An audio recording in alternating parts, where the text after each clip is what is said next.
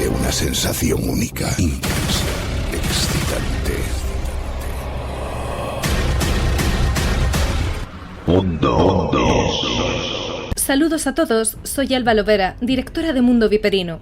Esta vez les hablo desde los micrófonos de Mundo Insólito Radio, una emisora que se caracteriza por la libertad en contenidos, la calidez de equipo y la pasión por conocer qué hay más allá. Damos así paso a un programa tan auténtico como la vida misma. Al fin y al cabo, no hay nada más aterrador que la verdad. Hace un par de meses, uno de ustedes, o mejor dicho, una, nos dejó un tierno comentario en otro programa. Concretamente en el de ¿está Dorothy en casa? Nos recordaba esa eterna pregunta que a día de hoy seguimos haciendo cuando nos topamos con casos tan extremos como el que explicamos esa vez. Que el perfil psicópata es cada vez más frecuente, pero ¿nacen o se hacen? Recuerdo que le contesté insistiendo en que era una cuestión intrigante. Un abrazo a Carmen desde aquí. Hoy en día suele bromearse, desde la sana crítica, sobre el estado en el que se encuentra nuestra humanidad puesta en cuestión. Unos, por medio de experimentos sociales, por ejemplo. Recuerdo el caso de un caballero que salió a la calle con harapos y el cabello sucio, la barba crecida y sin arreglar, y una bolsa de plástico rota en las manos. Caminando, fingió desmayarse en medio de una plaza. Y nadie le socorrió. Parecía ser totalmente invisible. Repitió la misma operación vestido con traje y corbata, de aspecto pulcro, sustituyendo la bolsa por un maletín de cuero. Entonces, al chocar contra el suelo, automáticamente decenas de personas acudieron en su ayuda. Una anciana sacó un pañuelo de tela y comenzó a limpiarle el rostro. Otro joven llamó a una ambulancia. Le hablaban para intentar distraerle y acompañarle. Prejuicios, suponemos. El personaje mugriento podría haberse caído por deshidratación, por un coma etílico, por sobredosis. El segundo no, al entender de la gente. Claro, quizás se desmayase por una bajada de tensión, como si la gente bien vestida no consumiese alcohol u otras sustancias. Esto es una situación de urgente necesidad. Se dio el caso de otro experimento, repitiendo el mismo aspecto y con dos chicas jóvenes. La primera chica, de aspecto desaliñado, mugroso, con ropa que simulaba llevar incluso moho, tenía como misión cruzar esa misma plaza a buen paso, casi corriendo, como si llevase bastante prisa. Bien, los ciudadanos no solo le impedían el paso, sino que miraban hacia atrás, como dando por hecho que esa joven estaba huyendo de la policía. En el caso contrario, siendo otra chica joven, pero con una ropa elegante y una apariencia más cuidada, la gente se apartaba, pensando que corría porque llegaba tarde a una reunión o a coger el autobús.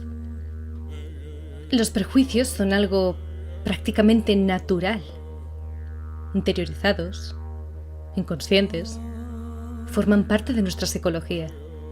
Podemos corregirnos, podemos evitar que nos venzan, que nos impidan conocer otras personas, otras experiencias. Esto habría que saberlo diferenciar de la intuición.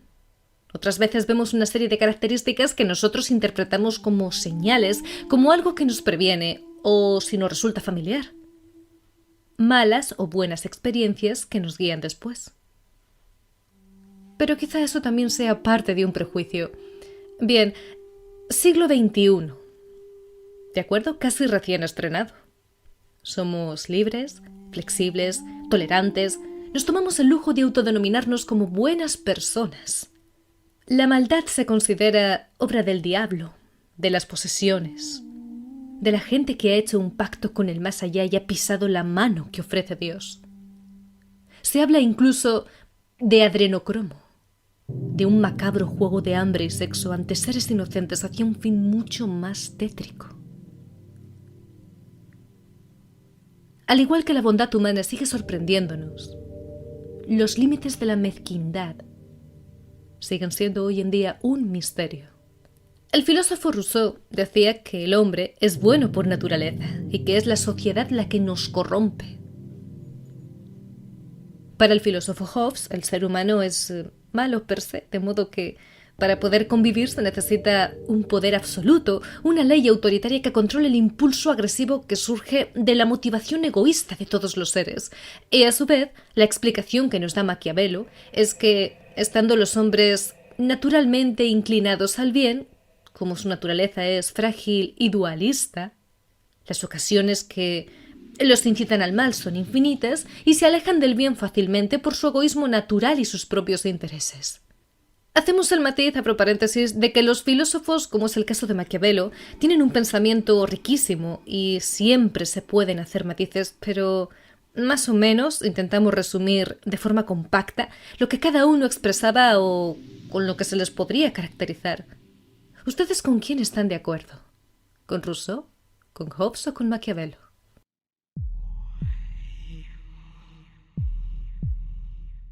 Hace mucho me contaron la historia de que en la era medieval había muchas madres que sacrificaban a sus recién nacidos para sacarse unas monedas como ama de cría. Esto se debía a que las mujeres ricas preferían contratar a las madres que acababan de perder un hijo. De esta forma se aseguraban de que la leche no se repartiese entre dos bebés. Lo que sí se ha registrado son las numerosas críticas que aparecieron a lo largo del siglo XVIII sobre las nodrizas que cuidaban a los niños en el campo. Una serie de autores médicos empezaron a renegar el uso de estas nodrizas, ya que se les acusaba de negligentes al estar ocupadas en otras muchas actividades y de tener malos hábitos de crianza. Además, se decía que vivían en ambientes insalubres y que tenían malas costumbres, sobre todo en la alimentación, lo cual era perjudicial para los infantes, por supuesto. Por ello, aumentó el uso de las nodrizas en casa de los padres. Claro, en este servicio las nodrizas sí que podían durar entre los 2 y 3 años de trabajo, en los que se ocupaban de la alimentación del niño, de sus cuidados higiénicos y de su supervisión diaria. A cambio, recibían alojamiento y alimentación y, al final del periodo, el salario por el trabajo completado. Al terminar dicho trabajo, podían además recibir incluso la recomendación para entrar a trabajar en otras casas, en caso de volver a quedarse embarazadas. Era un trabajo que estaba muy bien remunerado y suponía un aporte importante para la economía familiar de la nodriza. Pero no todo era estable siempre, o tan digno. Existía una parte marginal. Había amas de casa repudiadas por la sociedad, ninguneadas. Aquí normalmente trabajaban aquellas mujeres que no habían podido emplearse en casas particulares, procedían de familias muy pobres y recibían los salarios más bajos como nodrizas, si es que cobraban. Las condiciones de trabajo y la gestión de los propios hospicios eran muy deficientes, incluso dramáticas. El sistema de casas de cuna se extendió por toda Europa fundamentalmente a partir del siglo XVII, con el objetivo de ofrecer una solución al abandono infantil en las ciudades. Los niños depositados procedían de familias muy pobres o eran hijos ilegítimos. Y estas instituciones de caridad financiadas con limosna intentaban aumentar sus posibilidades de supervivencia. Bien, ¿por qué les hablo de esto? Porque resulta desolador imaginarse siquiera una situación así, en la que en pleno centro urbano se cuidara poco o nada a las futuras generaciones. Bebés que muchas veces nacían porque sí, que provocaban indiferencia entre los parientes, que se criaban en muy malas condiciones y que los que habrían sido asesinados hubieran nacido como una moneda de cambio para que algunas familias pudieran alimentarse o pudieran aspirar a mejorar su situación económica, porque recibir ese sueldo de nodriza a costa del sacrificio de su propio hijo ayudaba a esas familias a poder invertir el dinero en la compra de ganado y prosperar. ¿Eran malos antes? Quizá la pregunta no tiene respuesta, sino que está llena de matices, porque entonces se tenía otro concepto. ¿Qué les viene a ustedes a la mente cuando visualizan o contemplan a una mujer dando el pecho a un bebé? Antes se tenía más normalizada la mortandad infantil. Quizá a los niños, popularmente, no se les consideraba como tales hasta que veían claro que podían sobrevivir más que la media de lo esperado. Por otro lado, también hay que recordar que la Edad Media tendría la mala e innecesaria fama de ser un periodo frío y oscuro, un periodo bárbaro, cuando en verdad se produjeron avances e incluso se habría vivido una época de sobrecalentamiento, una subida de temperaturas. Muchos de nosotros intuimos hasta dónde llega la falta de escrúpulos de aquellos que derrochan poder, dinero e influencia, y a veces hay quien se pregunta, ¿no les corroe la conciencia? ¿No piensan alguna vez en lo que hacen? ¿Habrá en alguna ocasión algo bueno en su vida o con su vida? Subiendo peldaños, descubrimos que tienen otro concepto de bondad y maldad, como con la Edad Media, y que, desde su inconsciencia, no todas las personas son consideradas iguales, e incluso el término persona también sería selectivo. La palabra psicópata está muy estigmatizada. Cuando hablamos de la psicopatía, nos imaginamos a una persona siempre violenta, un asesino en serie, un loco, en definitiva, impulsivo, extremadamente peligroso y malvado, sin ningún tipo de emoción.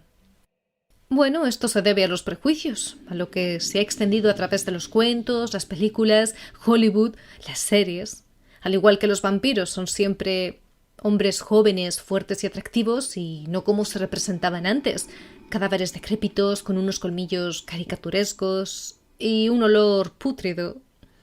¿Cómo cambian las cosas de aquí a unos años, verdad?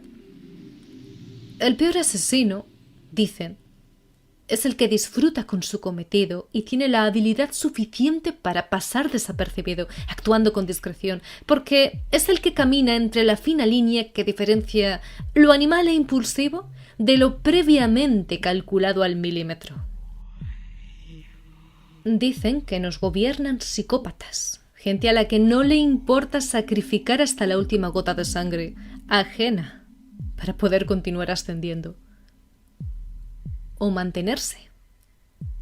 Un claro ejemplo del lado más oscuro de pensar que el fin justifica los medios, por ejemplo, las falsas banderas, los atentados, y ya ni digamos los que se produce a sí mismo el propio país.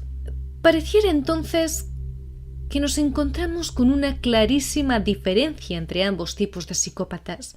Hablamos sobre la generalización y los estereotipos, aquel impulsivo, bruto, siempre manchado de sangre, que no es otro que el ciudadano de a pie, y luego el sofisticado, que sería quien viste de traje. Pero vamos a abrir otra vertiente en el programa de hoy. No es lo mismo ser algo que comportarse como tal. Aunque también existiría el argumento de que si alguien se inclina hacia algo es porque guarda ciertos resquicios de ello. Se comenta que este mundo moderno nos empujaría a adoptar al menos de algunos de los rasgos de esa condición, de la psicopatía, sí. Aunque ambos casos son diferentes porque los motivos por los que se actuaría así no tienen nada que ver, el efecto final es similar. Y acaba por llevarnos por un camino tóxico, más que enfermo. A grandes rasgos, pero sin soltar la mano de un profesional como Ricardo Vázquez, licenciado en Criminología, vamos a enumerar un total de hasta 10 rasgos que nos advierten de la personalidad psicopática. Si bien los psicópatas no tienen por qué cometer actos delictivos o crímenes, es cierto que por sus características son capaces de actuar, de romper las normas de convivencia tal y como lo haría alguien desesperado y sin recursos. Hay quien padece algún grado o trastorno derivado del mismo y no por ello debamos señalarlo y aislarlo, o sea, un asesino. Al contrario de lo que se creía, los psicópatas sí tienen recursos sociales. Son carismáticos y saben cómo causar una buena impresión. Es una de las razones por las que muchas veces identificar a un psicópata que se dispone a realizar una ilegalidad es complicadísimo. Otro detalle que conviene resaltar es que no importan las características que enumeran los manuales de diagnóstico o la cantidad de expertos que afirman que los rasgos inequívocos de la psicopatía son A o B. La verdad es que cada psicópata tiene una manera diferente de desenvolverse en sociedad y, claro, pareciese así que los psicópatas están dispuestos a cometer crímenes cada día y aprenden a pasar más desapercibidos o que empeoran en conducta, cuando tampoco es así. Allá vamos. Primer paso. La mitomanía. Es evidente que todo el mundo mentimos alguna vez. Mentiras piadosas, mentiras discretas, pero se miente. No es lo mismo decir, voy a llegar 5 minutos tarde, o no te preocupes, me encuentro bien, que decirlas de manera patológica. Los psicópatas tienen una extraordinaria facilidad para ello, utilizando esas mentiras para obtener lo que deseen, aunque esto suponga perjudicar gravemente a otras personas, porque son incapaces de prever la naturaleza de las consecuencias de dichas mentiras.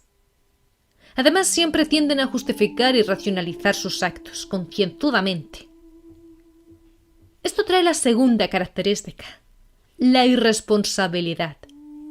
La descripción más clásica de los psicópatas es insistir en que esas personas no se sienten atadas a contratos o pactos con el resto de la humanidad. Esto significa que tienen serias dificultades para reprimir ciertos comportamientos para no perjudicar al resto. Por eso encontramos la peculiaridad de que son esporádicos en los trabajos que desempeñan. Al igual que el mudarse constantemente de residencia, el señor Vázquez afirma que es común hallar que sus empleos transcurrieron durante breves lapsos de tiempo. Además, tienden a llevar un estilo de vida fundamentado en la inmediatez, por lo que el día de mañana, o incluso el propio mañana, les preocupa relativamente poco en comparación a objetivos más cercanos en el tiempo, especialmente si estos son primarios y basados en impulsos. Buscan siempre satisfacer sus necesidades más básicas y urgentes, por lo que no suelen planificar su futuro con meticulosidad.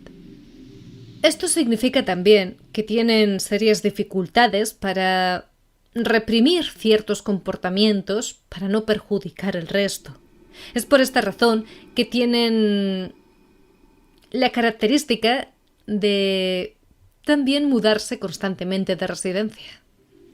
Como cuarto aspecto, la inestabilidad sentimental es casi unánime en las personas que han sido diagnosticadas con psicopatía.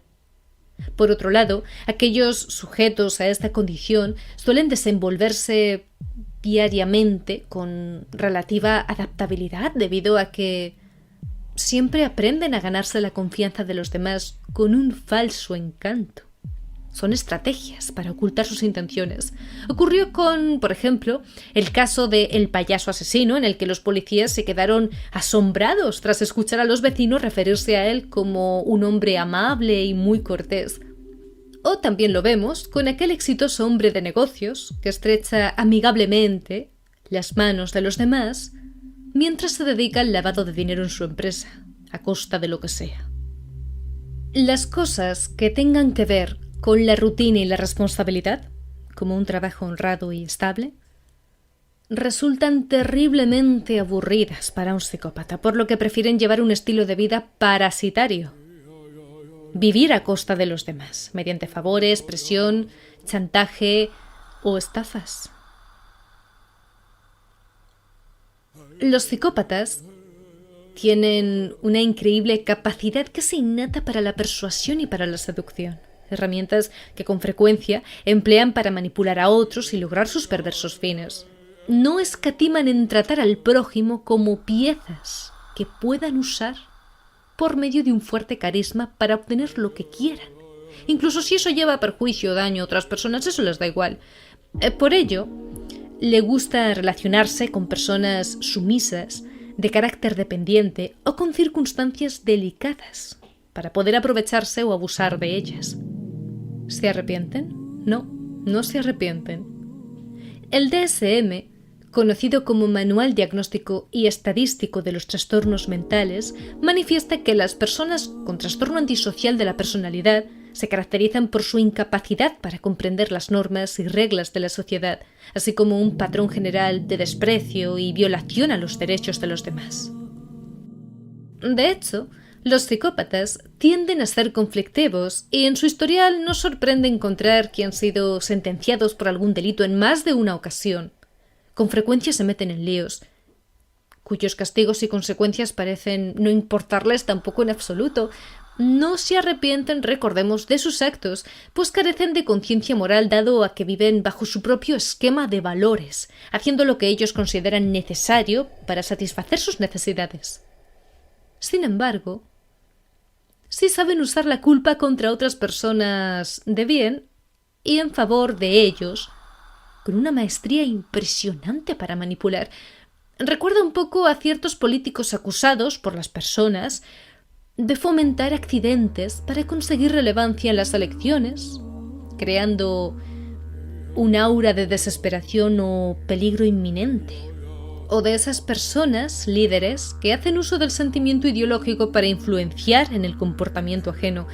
Seguro que ya empezarán ustedes a visualizar sus ejemplos particulares.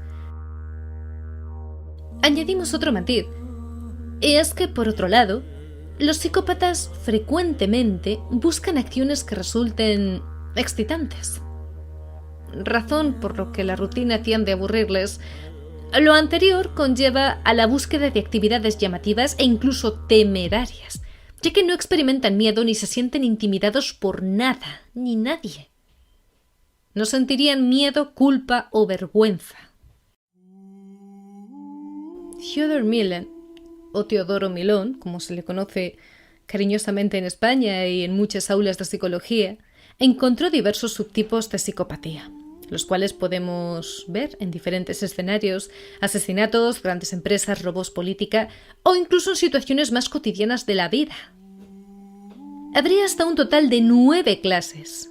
Así lo describe la experta Alba Ramos.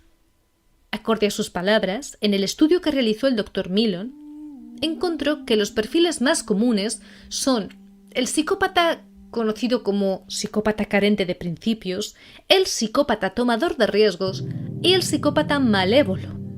Aunque no son excluyentes de los otros 6, se puede tener un perfil caracterizado con diversos subtipos.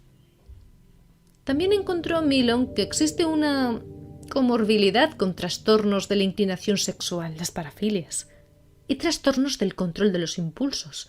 Fue en 1998 cuando publicó un libro desarrollando cada uno de esos puntos.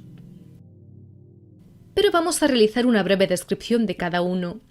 El psicópata carente de principios, por comenzar con alguno, es aquel asociado a sujetos con rasgos de personalidad de base narcisistas. Suelen mantenerse exitosamente fuera de los límites de lo legal, mostrando sentimientos ególatras y desleales, indiferentes hacia el bienestar ajeno y con estilos sociales fraudulentos, acostumbrando a explotar a los demás. No suelen ser capaces de vincularse a un tratamiento y son muy buenos en crear fantasiosas y expansivas mentiras para conseguir sus objetivos. Carecen totalmente, como no, de sentimientos de culpabilidad y conciencia social. Se sienten superiores al resto y además disfrutan del proceso de engañar a los demás. La relación con este tipo de psicópata durará el tiempo en el que él considere que tiene algo que obtener de la persona. Pasado ese plazo, sencillamente lo cerrará. Suelen demostrar una imagen fría, con actitudes temerarias, crueles, y son muy vengativos si las cosas no salen como quieren. Cuando describimos esta clase de sujetos, rápidamente podemos pensar en el conocido psicópata codicioso.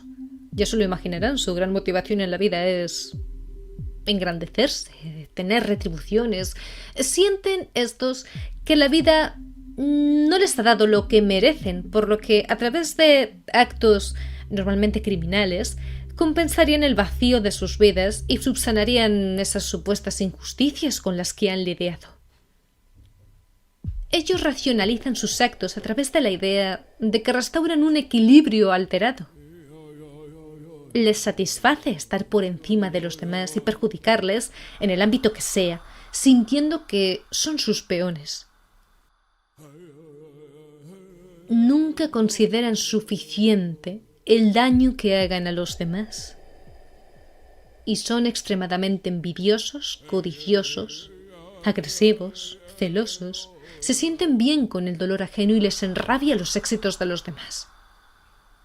Empresarios muy exitosos podrían encajar en este perfil, considerando objetos a los demás para satisfacer sus deseos.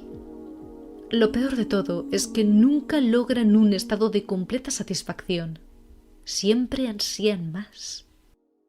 El psicópata tomador de riesgos, como bien indica su descripción, es aquel que se involucra en situaciones de riesgo para sentirse vivo. Son personas impulsivas e irreflexivas. Estamos hablando de individuos que se muestran temerarios e insensibles en situaciones en las que cualquier persona normal sentiría miedo. Estos sí son capaces de imponerse autodisciplina y hábitos de vida rutinarios, pero siempre querrán cambios. Este subtipo sería una mezcla de personalidad de base tipo antisocial e histriónica. Tampoco les preocupan las consecuencias de sus actos sobre terceros, solamente prevalece su necesidad de estimulación. Sobre el psicópata malévolo, podemos decir que es aquel que encaja en la mayoría de asesinos en serie o comunes. Estos sí que son muy hostiles y vengativos y sus impulsos se descargan con un fin maligno y totalmente destructivo. Gozan de una crueldad fría y deseo constante de venganza por traiciones y castigos supuestamente sufridos o por sufrir. Esto es su entender, claro. Las características psicopáticas son muy similares a la de los sádicos, ya que reflejan una profunda depravación, un deseo de retribución compensatoria y constante hostilidad. Podrían ser descritos como rencorosos, viciosos, malignos y mordaces. Las sanciones judiciales harían aumentar más aún su deseo de venganza. A pesar de que comprenden racionalmente lo que es la culpa, el remordimiento, los conceptos éticos, la moral, no lo experimentan en su interior. Lo conocen pero no lo sienten. No pierde la autoconciencia de sus acciones y no finaliza hasta que sus metas de destructividad y retribución hayan acabado. Aquí abriríamos otro paréntesis para mencionar rápidamente al psicópata tiránico. Conjuntamente con el malévolo, este subtipo es también de los más crueles y peligrosos. Ambos son intimidatorios, ambos son abrumadores y destructivos, pero a diferencia del anterior, el tiránico parece ser estimulado por la resistencia o la debilidad, las cuales incrementan el ataque en vez de suavizarlo o detenerlo. Obtienen un placer especial en forzar a la víctima a acobardarse. Continuando con el listado de Teodoro, encontramos el resto de figuras igual de curiosas y comunes. Por ejemplo, el caso del psicópata débil. Este subtipo tendría una base de conducta de tipo evitativo y dependiente. Muestra a los demás una imagen de falsa seguridad y confianza en sí mismo, que en realidad esconde todo lo contrario. Sus agresiones suelen ser para demostrar su falta de miedo y adoptar el rol de agresor y nunca de víctima. Suelen resultar caricaturas de pequeños tiranos, mantienen una actitud intimidatoria, mostrando al mundo que es peligroso meterse con ellos. El polo opuesto sería el del psicópata explosivo. En este caso habría muchos componentes del trastorno explosivo intermitente. Para ampliar, un apunte es el código F63.8 según el citado manual.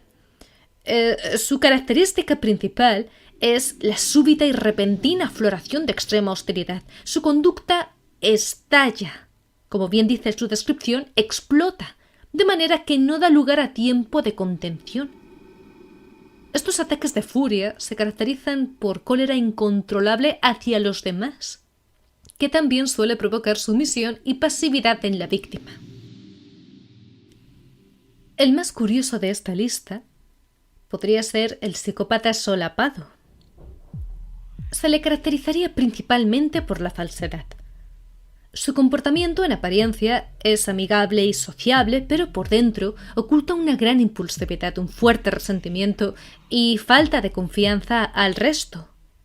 Puede tener una vida social amplia, donde presenta una búsqueda persistente de atención a través de la seducción, pero sus relaciones en mayoría son superficiales y fluctuantes. Normalmente exhibirán entusiasmos de corta duración, por lo que serán irresponsables e impulsivos, constantemente buscando sensaciones nuevas. Suelen ser insinceros y calculadores. No admitirán debilidades a los demás. Siempre exhibirán una faceta de falso éxito. Siempre parece que todo les va bien. Se muestran como triunfadores. A pesar de que a veces este subtipo de psicópatas se intente convencer de que sus intenciones son buenas, solamente intenta obtener de los demás lo que le conviene a través de manipulaciones. No busca nunca el bien ajeno. Nos quedaría, para finalizar, un último tipo de psicópata. Seguro que nos hemos encontrado con personas así a lo largo de nuestra vida. Algunos creen que son narcisistas, otros los catalogan de gente iracunda o sectaria. Son los conocidos como psicópatas ásperos. Este subtipo muestra su rechazo a los demás de forma pasiva e indirecta. Siempre han de ser los protagonistas y suelen tener discordias de manera incesante con el resto, magnificando hasta la acción más pequeña para estar enredados en amargas y constantes disputas con las personas que les rodean. Tienen pocos remordimientos o sentimientos de culpa sobre las molestias que provocan en el ajeno. Son amargados, irónicos, compartiendo rasgos de personalidad con trastornos negativistas y paranoides de la personalidad. Siempre piensan que son investigados por los demás, que les persiguen, creen tener la razón en todo y que el resto está equivocado, y les es especialmente placentero contradecir a los demás. Les causa menos satisfacción la lógica y legitimidad de sus argumentos que el uso que le dan para frustrar y humillar a la otra persona. Bueno, aún así, terminando ya con el listado, queda mucho por descubrir sobre cómo funciona la mente humana y nuestra personalidad. Lo que acabamos de exponer aquí no es una fórmula infalible, ni pretende tampoco fomentar prejuicios. A veces, nada es lo que parece ser. Quiero decir que no somos conscientes de la batalla interior que libra alguien, y a lo mejor justificamos erróneamente su comportamiento o lo que juzgamos a la ligera como pura maldad o egoísmo. Son muchas las personas que viven intentando ya no sanar, sino disimular sus heridas, que anteponen sus deseos o necesidades a lo de los demás, que están llenas de inseguridades, gente que calla o que adopta otro papel o un comportamiento para evitar problemas o intentar no caer en malas experiencias. Lo que está claro es que actualmente, se padezca o no una psicopatía, se acaba imitando varios de los rasgos que hemos explicado hace unos minutos y, repetimos, por motivos diferentes a los que conlleva sufrir un trastorno, pero que acarrean una vía tóxica. Por ejemplo, muchos mienten por miedo o por un sentimiento de inferioridad. Otros padecen de paranoia porque acaban de salir de una situación traumática en la que se les vigilaba y extorsionaba de verdad. Otros tienden a aislarse porque necesitan reconstruirse a sí mismos, cada uno tiene sus tiempos. Otros son más fríos y distantes con los demás porque desde que eran niños aprendieron a que estaba mal exteriorizar las emociones. Hay quien se carga de un exceso de responsabilidades por su constante perfeccionismo. Quien está intentando superar un trauma, por otro lado,